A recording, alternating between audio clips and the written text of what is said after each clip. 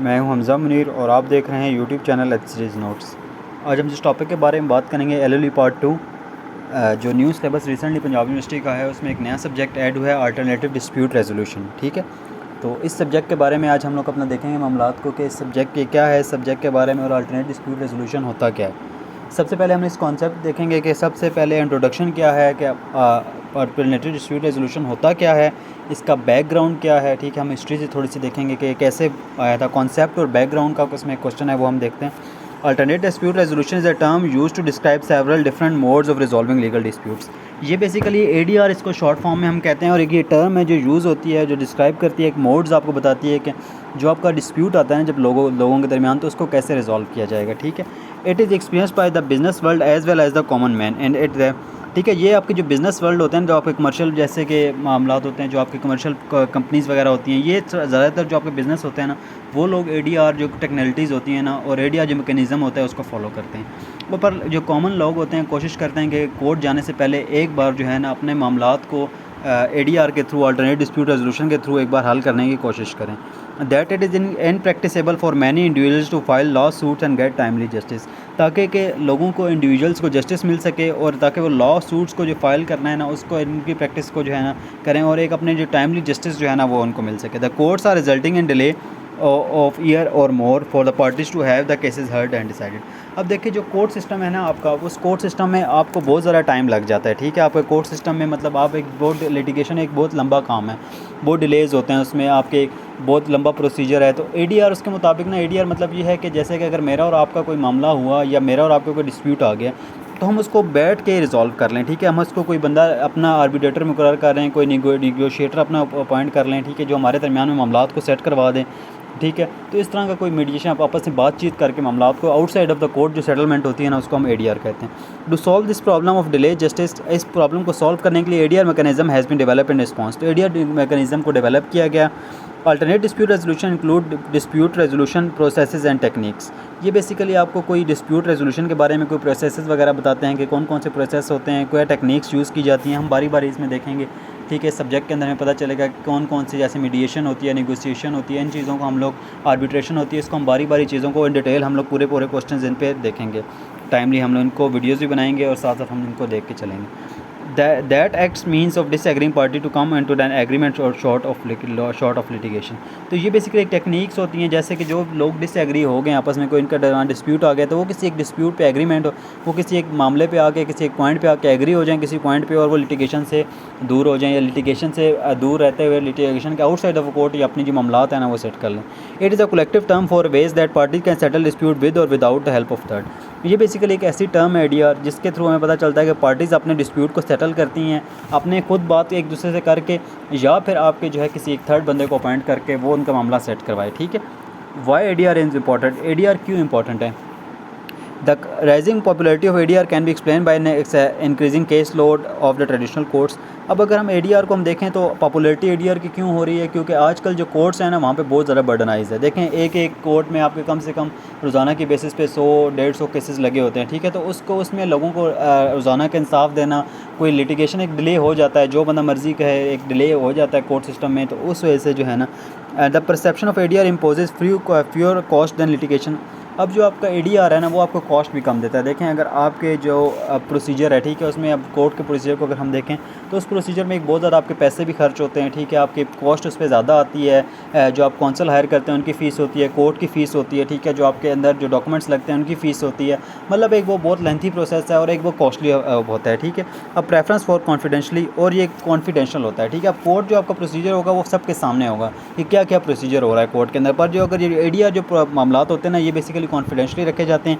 ठीक है, और इनको ऐसे एज सच हर बंदे को नहीं बताया जाता। And the desire of the some party have a great control over the selection of the individual, और इंडिविजुअल हु विल डिसाइड। और यहाँ पे पार्टीज़ के डिज़ायर पे होता है कि वो किस बंदे को, किस इंडिविजुअल को अपने आर्बिट्रेटर के तौर पे, अपने थर्ड मैन के तौर पे, अपने मिडल मैन के तौर पे अपॉइंट करना चाहते हैं, और डिसाइड और किसी एक इंडिविजुअल को करना चाहते हैं या इंडिविजुअल्स को करना चाहते हैं, वो उनकी मर्ज़ी है। Some of the senior judiciary in certain jurisdiction is strongly in favour of ADR। अब अगर हम देखें तो जो सुप्रीम कोर्ट है, हाई कोर्ट्स हैं, उन्होंने ADR को प्रेफर किया, और ADR को उन्होंने कहा है कि ADR होना चाहिए, ऐसा सच कोई मसला नहीं है। This use of mediation settle dispute, और वो कहते हैं कि ADR के थ्रू आप अपने डिस्प्यूट को सेटल करना एक अच्छी काविश है इस चीज़ की। अब अगर हम इंटरप्रिटेशन की देखें, टर्म एडीआर होती क्या है? Entertain dispute resolution is a set of the actions. ये बेसिकली एक सेट है एक्शंस का that are used by the organisation to try to solve disagreements. Alternate dispute resolution एक एक्शंस का होते हैं, ठीक है, एक सेट है जिसके अंदर जो ऑर्गेनाइजेशन वगैरह होती हैं वो यूज़ करती हैं अपने जो डिसएग्रीमेंट्स हो जाते हैं ना, वो जो उनके दरमियान डिस्प्यूट्स आते हैं उनको रिजॉल्व करने के लिए, without using the court of law को यूज़ किए बगैर। For example arbitration and conciliation, arbitrator अपना अपॉइंट करके या फिर कॉन्सिलेटर अपॉइंट करके कॉन्सिलेशन के थ्रू या आर्बिट्रेशन के थ्रू हम ये प्रोसेस डिटेल में देखेंगे ये क्या होते हैं, तो उसके थ्रू जो है ना हम लोग देखते हैं। अब concept and nature of ADR को अगर हम देखें, the alternate dispute resolution is the simple and free from procedural technicalities. अब जो एडीआर है वो आपका सिंपल और फ्री है, प्रोसीजरल टेक्निकलिटीज़ उसमें नहीं है, एक प्रोसीजर वगैरह ऐसा सच उसमें नहीं है जैसे कि कोर्ट में फॉलो किया जाता है। The methodology apply and techniques use the mechanism of ADR to settle the dispute between parties do not follow the procedure adopted by the judicial courts. ये कोई ऐसा प्रोसीजर जो जैसे कोर्ट में होता है कि पहले आपने नोटिस होंगे, नोटिस के बाद आपका एविडेंस होगा, जरा होगी, ठीक है, उसके बाद जो मामलात होंगे, फाइनल आर्गूमेंट्स होंगे, वो ये ऐसा कुछ नहीं होता इधर, ठीक है। ये बेसिकली एक सिंपल सा प्रोसेस होता है, ठीक है, उसके थ्रू ये हो सकता है अपने, और ये कोई ऐसा प्रोसीजर फॉलो नहीं करते जैसे कि आपके कोर्ट्स प्रोसीजर फॉलो करते हैं। It is a completely different from judicial technicalities, और ये जुडिशियल टेक्निकलिटीज़ से बिल्कुल मुख्तलिफ चीज़ है। ADR process is the simple, cheap, easy and speedy and result of oriented, ठीक है। एडीआर जो आपका प्रोसेस है वो सिंपल है, चीप है, ठीक है, आप इसको इजी है वो एज़ कम्पेयर टू, उसमें ऐसी टेक्निकलिटीज़ नहीं है जो कोर्ट के प्रोसीजर में होते हैं। देखिए आप कोर्ट के जो मामलात हैं वो आम बंदा नहीं समझ सकता, या वो कौंसिल समझ सकता है, या वो कोई एडवोकेट समझ सकता है, या वो कोई जो जज है वो समझ सकता है। तो जो मतलब जो लॉ की फील्ड का लोग है वो सिर्फ समझ सकेंगे। कॉमन मैन के लिए कोर्ट के प्रोसीजर को समझना एज सच इतना आसान नहीं है, पर ये एक इजी है, स्पीडी होता है, ठीक है, ये जल्दी से आपको रिलीफ मिल जाता है, ठीक है। एज सच आपको इतना लंबा डिले नहीं करना पड़ता। देखिए आप कुछ आपके देखिए सिविल जो मैटर्स होते हैं वो आपके 5-5 से 6 साल भी चलते हैं, ठीक है, 3-3 साल 4-4 साल भी चलते हैं। क्रिमिनल मैटर्स आपके 2-2 साल भी चलते हैं, ठीक है। तो ये आपके जो मैटर्स हैं ना वो बहुत, ये बेसिकली आपके सिविल मैटर्स जो होते हैं ना उसके लिए एडीआर भी यूज़ हो सकता है। रिजल्ट ओरिएंटेड होते हैं, देखिए आप उसमें आपको ऐसा इतना ज़्यादा नहीं होता कि रिजल्ट ओरिएंटेड, इसमें आपको चांसेस होते हैं कि रिजल्ट ज़्यादा अच्छा आ सकता है और एक अच्छे मामला सेट हो किसी भी केसेस के। The ADR techniques are extra judicial in character, और ये एक्स्ट्रा जुडिशियल होते हैं, ये कुछ जुडिशियल नहीं होती, ठीक है। The mechanism of the ADR and techniques are the extra judicial remedy to resolve the dispute outside of the court. ये जो मैकेनिज्म फॉलो किया जाता है ये आउटसाइड ऑफ द कोर्ट होगा, ये कभी भी कोर्ट के अंदर नहीं होगा, ठीक है, कोर्ट के बाहर या कोर्ट जाने से पहले हो सकता है। The techniques can be use in use all cases which are capable of being resolve under law by mutual agreement between the parties. ये जो टेक्निक्स हैं ये उन केसेस में यूज़ होती हैं जो आपके ऐसे केसेस होते हैं जिनको आप लॉ के अंडर भी रिजॉल्व कर सकते हैं, और अगर आप वो म्यूचुअल एग्रीमेंट के साथ इनमें करना चाहें तो आप इस मेथड के यूज़ करते हुए एडीआर को यूज़ करते हुए आप कर सकते हैं। The scope of ADR is wider, scope जो एडीआर का वो वाइडर है, and cover the cases of civil nature के जो केसेस हैं उनको करते हैं। कमर्शियल नेचर के जो हैं आपके इंडस्ट्रियल जो हैं, फैमिली डिस्प्यूट्स वगैरह जैसे तलाक के मामलात हो जाते हैं, ठीक है, बच्चों की कस्टडी हो जाती है, तो इसको भी आप लोग रिजॉल्व कर सकते हैं म्यूचुअल एग्रीमेंट के साथ। And other any cases urgent nature, जो भी आपके अर्जेंट नेचर के केसेस हैं उनको आप कर सकते हैं। The ADR works across the full range of business dispute, banking आपके बैंकिंग के मामलात में आ जाते हैं, कॉन्ट्रैक्ट परफॉर्मेंस में आ जाते हैं, इंटरप्रिटेशन वगैरह के जो मामलात होते हैं आपके उनमें, कंस्ट्रक्शन में, कॉन्ट्रैक्ट्स में, इंटेलेक्चुअल प्रॉपर्टी के जो राइट्स होते हैं, पार्टनरशिप जो लोगों की होती है, डिफरेंसेस होते हैं, पर्सनल इंजरी आपको कोई हुई है, टॉर्ट्स वगैरह की, उसमें भी आप कर सकते हैं, ठीक है। प्रोडक्ट लाइबिलिटी वगैरह के बारे में कोई कस्टम जो आपके जैसे कंज्यूमर कोर्ट वगैरह होती हैं उनके जो मामलात होते हैं, जैसे कोई प्रोडक्ट वगैरह आपका ख़राब निकल आया, प्रोफेशनल लाइबिलिटी वगैरह किसी बंदे पे आ जाए, जैसे डॉक्टर वगैरह ने अगर कोई ऑपरेशन नहीं किया तो उसमें भी आप एडीआर वगैरह कर सकते हैं थ्रू। जा रियल स्टेट और सिक्योरिटीज़ वगैरह के जो मामलात होते हैं इसके थ्रू भी आप एडीआर को हम लोग, अब हमने देखा कि एडीआर कहाँ कहाँ पे अप्लाई हो सकता है, ठीक है, हमने इसका स्कोप देखा कि कहाँ कहाँ पे चीज़ें अप्लाई होती हैं, कॉन्सेप्ट का नेचर देखी इसकी, ठीक है, किस तरह का होता है। अब अगर हम बात करें एडीआर की, तो एडीआर का हिस्टोरिकल बैकग्राउंड अगर हम देखें तो एडीआर कैसे मार्च से वजूद में आया था, ठीक है। तो हम अगर बात करें एडीआर इज़ नथिंग न्यू, ये कोई न्यू कॉन्सेप्ट नहीं है एडीआर, ये बहुत पुराना कॉन्सेप्ट एक चलता आ रहा है। This is informal quasi judicial system as old civilisation, ये एक बेसिकली इनफॉर्मल कोसाइड जुडिशरी है एक तरह की, जैसे कि कोसाई जुडिशरी होती है कि रिजेंबल करती है जुडिशरी के साथ, ये जुडिशरी की तरह की एक चीज़ है ये भी, ठीक है। Different from ADR have been existence thousand of year से। सबसे पहले एक फर्म आर्बिट्रेशन एक्ट आया था 1698 में। The firm arbitration act was passed in 1698 under William three के थ्रू इसको पास किया गया था। This was an act for the rendering the award of for arbitrator more effectual in all cases and the final determination of the controversy refer to them by merchant trader and others. इस act के अंदर कहा गया था कि जो award दिया जाता है ना आर्बिट्रेटर की तरफ से, जो आर्बिट्रेटर आप अपॉइंट करते हैं, मिडल मैन जो अपॉइंट करते हैं, जो आपका डिस्प्यूट रिजॉल्व करता है, वो जो फैसला करता है ना उसको हम अवार्ड कहते हैं। तो वो कहा गया था कि जो अवार्ड है ना उसको इफेक्चुअल किया गया था और कहा गया था कि इसका अवार्ड जो है वो इफेक्ट रखेगा, ठीक है, जब वो कोई फैसला कर देगा तो उसका बाइंडिंग होगा, ठीक है। जैसे कि मर्चेंट्स वगैरह इसके पास अपने मामला लेके आते थे, ट्रेडर्स वगैरह लेके आते थे। उसके बाद वहाँ पर कॉमन लॉ प्रोसीजर आ गया 1854 में, ठीक है। Common law procedure expressly empowered the court to transmit an award on the any matter for reconsideration by arbitrator. Common law को जो प्रोसीजर आया था ना, उसने कोर्ट को एम्पावर किया था कि वो कोई भी केस जो है ना ट्रांसफ़र कर सकते हैं, ट्रांसमिट कर सकते हैं आर्बिट्रेटर के पास कि वो उसका फैसला करे, ठीक है। It means court are empower to stay stop an action in the court if the parties have agree that they want to take the dispute arbitration. अब कोर्ट अगर कोई मामला देखे चल गया कोर्ट के अंदर और पार्टीज़ कहते हैं कि हमने आर्बिट्रेटर के पास जाना है, तो कोर्ट को एम्पावर था कोर्ट के वो फैसला उसके पास, वो मामला जो है वो उसके पास ट्रांसफ़र कर सकता है आर्बिट्रेटर के पास। तो ये इस पर आया था, ठीक है। तो उसके बाद वहाँ पर आर्बिट्रेशन एक्ट एक आया था। Arbitration act 1440 gives the number of the modern steps, एक नए स्टेप्स उसमें दिए गए थे, ठीक है। To be taken and to agree dispute between the parties by arbitrators. एक 1440 में एक एक्ट आया था जिसके थ्रू ये कहा गया था, स्टेप्स लिए गए थे कि डिस्प्यूट्स को एग्री करने के लिए आर्बिट्रेटर ने जो किया उसके लिए कोर्ट में also appoint arbitrator if parties fail to do so. इसके एक्ट के थ्रू क्या होता था, कोर्ट जो है ना वो भी अपने आर्बिट्रेटर अपॉइंट करना चाहें तो कर सकते थे अगर पार्टीज़ नहीं करती तो, ठीक है। डिसाइड द डिस्प्यूट इनफॉर्मली, और डिसाइड का जो कोर्ट्स थी ना वो डिस्प्यूट को इनफॉर्मली डिसाइड भी कर सकते थे, और अवार्ड वगैरह बनाना चाहें तो वो बना सकते थे, और डिस्प्यूट को मीडिएशन के थ्रू मतलब बाहमी ताल्लुकात के साथ, म्यूचुअल कंसेंट के साथ, ठीक है, और बातचीत करके कॉम्प्रोमाइज़ और court can pass a degree according to award if they found decision. और अगर कोई अवार्ड पास कर दिया गया आर्बिट्रेटर की तरफ से तो कोर्ट उसको कंफर्म भी कर सकती थी, ठीक है। तो आर्बिट्रेशन एक्ट आया, ठीक है। तो ये 3 चीज़ें आई थी जो हमने देखा कि हिस्ट्री कैसे डेवलप हुई, ठीक है। पहले आपके पास हिस्टोरिकल कोई न्यू कॉन्सेप्ट नहीं है, फिर आपका आर्बिट्रेशन एक्ट आया, ठीक है। 1698 में आपका आया, फिर 1440 में भी आर्बिट्रेशन एक्ट आपका आया था, ठीक है। 1854 में आया था, ठीक है। अब हम देखते हैं कि पाकिस्तान के अंदर ना एक जो जिरगा सिस्टम होता है, ठीक है।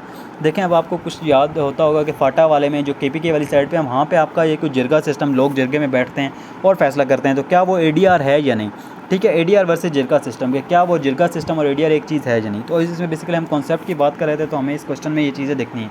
A jirga is a traditional assembly of the leaders that's suppose to make a decision by the consensus. एक जिरगा बेसिकली एक असेंबली होती है, लोग मिल के बैठते हैं, ठीक है।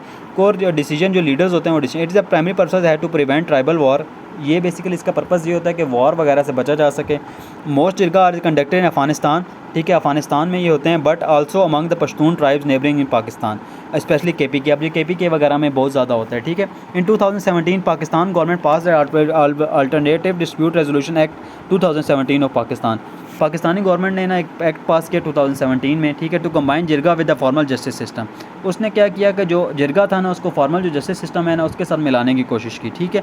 And declare it against the law to the extent that acting as arbitration. अच्छा, बट इन जनवरी, अच्छा वो उन्होंने जिरगा सिस्टम के जस्टिस सिस्टम में मिलाना शुरू किया, पर जो सुप्रीम कोर्ट में एक पटिशन चली गई, ठीक है, 2009 में, जिसने क्या जिरगा सिस्टम को रजिस्ट्रेंट कर दिया, रोक दिया। उन्होंने कहा जो, और उसको कहा कि जिरगा सिस्टम अगेंस्ट लॉ है, ठीक है, लॉ के अगेंस्ट है, और टू एक्सटेंड है acting arbitration, mediation, negotiation forms between parties are involve in civil dispute, ठीक है। वो कहते हैं कि जो आर्बिट्रेशन वगैरह होती है जिरगा सिस्टम में, declare against the law to the extent of acting as, ठीक है। अब वो कहते हैं कि ये जो आर्बिट्रेशन के थ्रू और ये जिरगा सिस्टम जो बैठता है ये वर्ड है, ठीक है। ये आर्बिट्रेशन, मीडिएशन, नेगोशिएशन ये हो तो ये ठीक है, ठीक है। सिविल डिस्प्यूट के article 175 of the constitution Pakistan build a foundation of world judicial system. उन्होंने कहा 175 जो आपका आर्टिकल है ना वो आपका डील करता है, जो एक बिल्ड करता है फाउंडेशन एक जुडिशियल सिस्टम को, and provides no other institution unless recognised by law shall exercise the judicial power. तो वो कहता है कि कोई ऐसा जगह नहीं है, ठीक है, या कोई ऐसी चीज़ नहीं है जो देखिए फैसला कर देती है। अब जिरगे में क्या होता है फैसला, तो फैसला सिर्फ कोर्ट कर सकती है, कोई और इदारा नहीं कर सकता, आर्टिकल 175 के तहत। It mean jirga system except function FATA and PATA or unlawful. वो कहते हैं कि जो फाटा और पाटा के अलावा जो जितने भी जिरगा सिस्टम है ना उसमें पटिशन के उन्होंने कहा था, ठीक है, उस फैसले में उन्होंने कहा था, और उसको उन्होंने अनलॉफुल डिक्लेयर कर दिया उनके अलावा, फाटा और पाटा के अलावा, ठीक है। The jirga system is declare unlawful, उसको अनलॉफुल डिक्लेयर कर दिया गया, unconstitutional by relying on the several judgements of supreme court, ठीक है। और जो इसकी सुप्रीम कोर्ट की वो जजमेंट्स थी उनको रिलाई करते हुए उनको अनलॉफुल उन्होंने डिक्लेयर कर दिया जिरगा सिस्टम को। और mister justice retired Tariq Parvez suggested that the jirga system in Pakistan can be reform according to the system of ADR। तो मिस्टर जस्टिस रिटायर एक थे तारिक परवेज़, उन्होंने क्या कहा था, उन्होंने कहा था जिरगा सिस्टम को जो है ना हम लोग अगर रिफॉर्म करें ना ADR के साथ मिलाएं। देखिए वो कहते थे कि अगर ADR के साथ इसको मिलाया जाए, ठीक है, ADR के थ्रू, मतलब जैसे ADR में बाइंडिंग नहीं होती है सच, उनका जो डिसीजंस होते हैं आर्बिट्रेटर्स के, मीडिएटर्स के, ऐसे अगर जिरगा सिस्टम के बाइंडिंग ना हो तो फिर चल सकता है मामला, ठीक है। Because the jirga system can not be ban properly in Pakistan. और उन्होंने कहा था कि जिरगा सिस्टम को प्रॉपरली पाकिस्तान में बैन नहीं किया जा सकता, ठीक है। तो ये हमने डिस्कस किया कि बेसिकली क्या कॉन्सेप्ट था, ADR होता क्या है, कैसे काम करता है, ठीक है। ये हमने सारा कुछ इसके बारे में आज हमने देखा कि इंट्रोडक्शन इसका हमने देखा, कॉन्सेप्ट, और इसका थोड़ा सा हमने बैकग्राउंड देखा, ठीक है। तो उम्मीद है कि आपको समझ आ गई होगी। Thank you very much.